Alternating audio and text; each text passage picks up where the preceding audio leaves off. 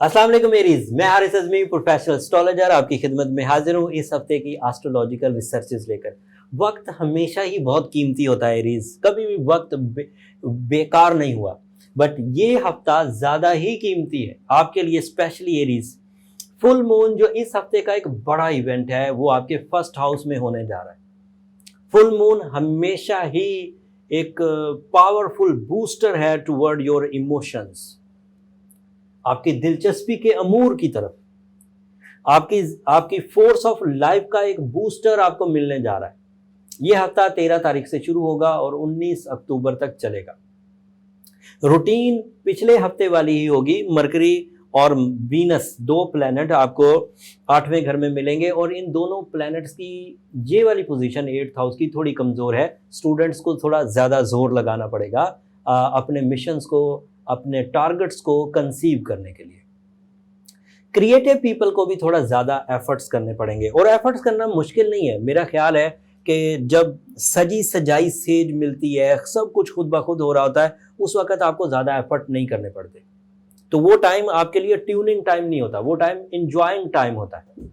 But at the moment, क्योंकि mercury और Venus आपका स्लो डाउन है, तो इस वक्त आपको थोड़े एफर्ट्स करने पड़ेंगे। इन एफर्ट्स के करने में ज़्यादा जोर नहीं लगाना पड़ेगा। आपकी जहानत मशहूर ज़माना, आपकी मैनेजमेंट एबिलिटी, लोग इसको एडमिट करते हैं, एरीज की मैनेजमेंट एबिलिटीज। फिर आतिशी नेचर होने की वजह से कुदरती तौर पे आप में वो स्पार्क भी पाया जाता है जिस स्पार्क से काम करने को दिल करे और काम बामकसद हो।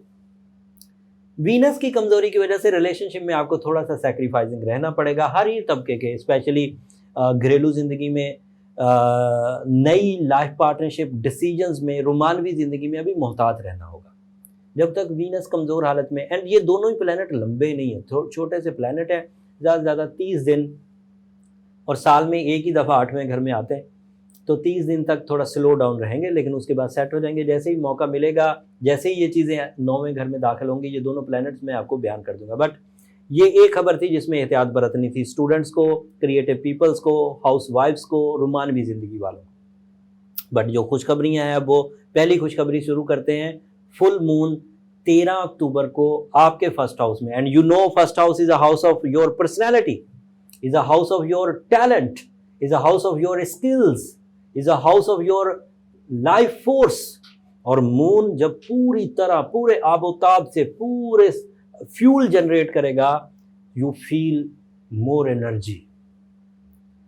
और यहां पर इमोशनल सिकनेस जो वीनस के 8वें घर में आने से पैदा हुई थी, वो भी मून साइन के एवज, फुल मून के एवज 2-2.5 दिन के लिए रिपेयर हो जाएगी।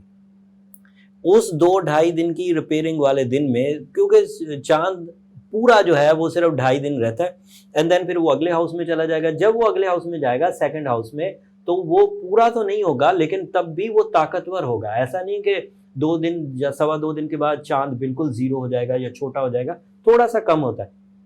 तो इब्तदाई 2.5 दिन या इब्तदाई 2.25 दिन आपकी पर्सनैलिटी डेवलपमेंट के होंगे, मतलब 13, 14 और 15 का दोपहर, और 15 के दोपहर से वो चला जाएगा सेकंड हाउस में, and that means you have some force for material advantage, you have some energy for material advantages. तो ये हफ्ता आपके लिए फुल मून की वजह से तकरीबन 5 दिन तक खैर और बरकत की वजह बनेगा। तरक्की, जिम्मेदारी, जज्बात एंड दिलचस्पी ये भरे रहेंगे आप में। तो ये हफ्ता आपके लिए मसरूफियत का भी, इंजॉयमेंट का भी, फुल मून की वजह से। अब दूसरे दो बड़े प्लैनेट्स हैं, शॉर्ट टर्म बिग प्लैनेट्स, उनका भी जिक्र कर दूं।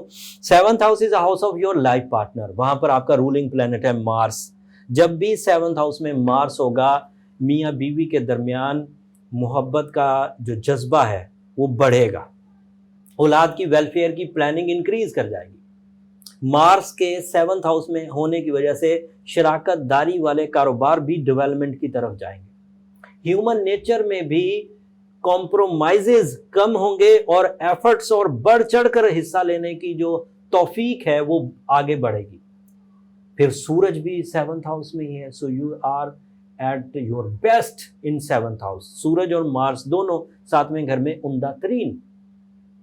हिजरत करना चाहें, जॉब दूसरे शहरों में या दूसरे ममालिक में तलाश करना चाहें, मियाँ बीवी अगर किसी मकसद के हसूल के लिए डिस्टेंस पे थे, जैसे बीवी पाकिस्तान में थी और हस्बैंड थे किसी और मुल्क में कुछ मटेरियल मकासद के लिए, लेकिन मार्स और सन के इकट्ठा होने से ये भी इकट्ठे हो जाएंगे मियाँ और बीवी, डिस्टेंस कम होएगा, इस तरह का डिस्टेंस जो किसी मकसद के लिए था।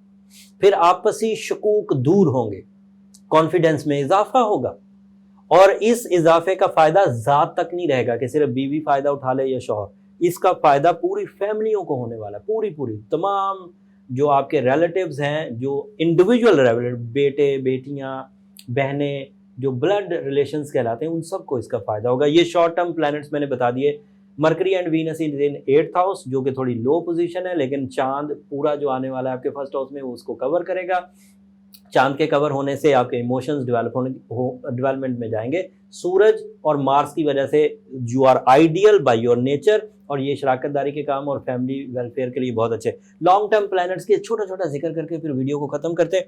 Jupiter is in 9th house, बेहतरीन position, luck factor, enhancement, higher education level development, overseas travelling, government jobs, ये सब जुपिटर इस वक्त अच्छी फॉर्म में है, 2 दिसंबर तक रहेगा। यूरेनस 2nd हाउस में इस वक्त रेट्रोग्रेड चल रहा है, लेकिन 7 साल अच्छा रहेगा, 2nd हाउस में ही रहेगा, जनवरी की पहली तारीखों में जाके सेट होगा, लेकिन अभी रेट्रोग्रेड है। Saturn is in your 10th house, ये अच्छा नहीं है।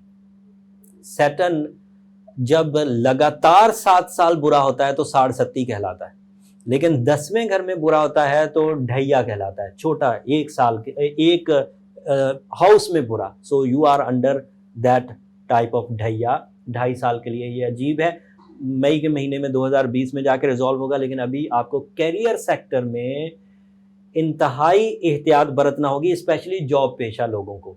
ऐसे जॉब पेशा लोग जो कि अभी अपनी जॉब में बहुत ताकतवर नहीं है, मतलब उनके पास बहुत अथॉरिटी नहीं है, उन्होंने बहुत ताकतवर पोजीशन अपनाई हुई नहीं है, अभी वो दूसरों पे डिपेंडेंट हैं कि अगर वो उनकी रिपोर्ट अच्छी बनाएंगे तो वो चल जाएंगे। अगर उन्होंने रिपोर्ट अच्छी ना बनाई बॉसेस ने या कोलीग्स ने, तो इनको प्रॉब्लम हो सकती है, वो लोग ज़्यादा स्टेक पर हैं। और उसके अलावा सैटर्न के 10th हाउस की पोजीशन अखराजात को बढ़ाएगी, वबाई अमराज को इंक्रीज कर देगी, मेंटल डिप्रेशन भी ला सकती है। बहुत से तारे जो मैंने पहले बयान किए वो इसको रिलीफ दे रहे हैं, बट सैटर्न जीतने की पूरे चांस रखता है। अगर सैटर्न बुरा हो, नहुसत ज़ोहल मशहूर है एरीज, आपको समझना चाहिए। और वैसे भी आपका एलिमेंट ऑफ लाइफ जो है वो आतिश है, and you are so close to sun. सूरज के जितने आप क्लोज हैं उतना ही ज्यादा एनिमी है सैटर्न आपके लिए। जिन जिनका सूरज दोस्त होगा सैटर्न उनका एनिमी होगा, ये याद रखिएगा। खैर, काले रंग को अवॉइड करिए, जितना ज़्यादा अवॉइड कर सकते हैं, ज़्यादा से ज़्यादा लाइट कलर्स पहनिए। वाइट आपके लिए उम्दा तरीन है, वाइट के तमाम शेड्स, बोन वाइट तक या ऑफ वाइट तक, जितने भी शेड्स हैं सब आपको रास आएंगे। Blue sapphire is your stone. अमूमी तौर पर ब्लू सफायर ही पहनना चाहिए, बट अगर किसी ने ब्लू सफायर पहना हुआ है, सूर्य शम्स रमज़ान सीजन से 2019 के रमज़ान से पढ़ता चला आ रहा है और फिर भी वो रिकवर नहीं हो पा रहा, इतनी फैसिलिटीज़ लेकर, मार्स के अच्छा होने से, रूलिंग प्लैनेट सन के अच्छा होने के बावजूद अगर वो ठीक नहीं हो पा रहा, तो मेरा मशवरा बीइंग अ प्रोफेशनल हमेशा रहता है कि अपने बर्थ चार्ट को एक दफ़ा ज़रूर कंसीडर करें। उससे अंदाज़ा तो हो कि आप में टाइम बिहेवियर, आपका असेंडेंट एबिलिटी, आपका परफॉर्मेंसेज, आपका रिवॉर्ड लेवल्स कितने हैं, रिलेशंस आपको कितना सपोर्ट कर रहे हैं, माइंड आपको कितना सपोर्ट कर रहा है, आपका टूल ऑफ सक्सेस क्या है।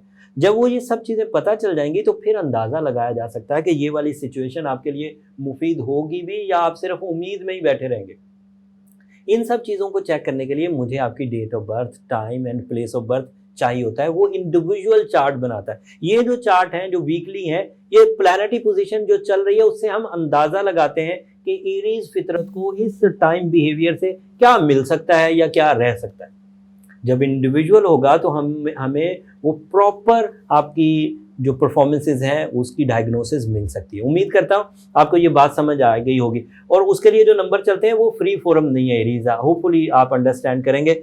इस हफ्ते मैंने बहुत तेज़ी से इसलिए बयान किया कि वीडियोज़ हमेशा बहुत लंबी हो रही थी, सो मैंने कोशिश की कि उम्दा तरीन खबरें, अहम तरीन खबरें छोटे अल्फाज में, थोड़े से अल्फाज में कवर कर जाऊँ।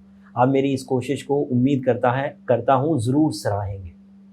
और मेरी वो दरख्वास्त जो हमेशा की तरह है कि जब भी आपको मेरी इस दी हुई इन्फॉर्मेशन से छोटी सी खुशी भी मिले, ज़िंदगी में इतना सा भी सुख देखें, तो उस वक़्त मुझे अपनी दुआओं में ज़रूर याद रखिएगा। जाते जाते चैनल को भी ज़रूर सब्सक्राइब कर दीजिएगा, इससे ज़रा हमारी हौसला अफजाई हो जाती है। अगले हफ्ते इससे ज़्यादा अहम खबरों के साथ दीगर टॉपिक्स को भी आपके इस वीकली वीडियो में शामिल करेंगे। तब तक के लिए इजाज़त दीजिए। अल्लाह ने के बाद।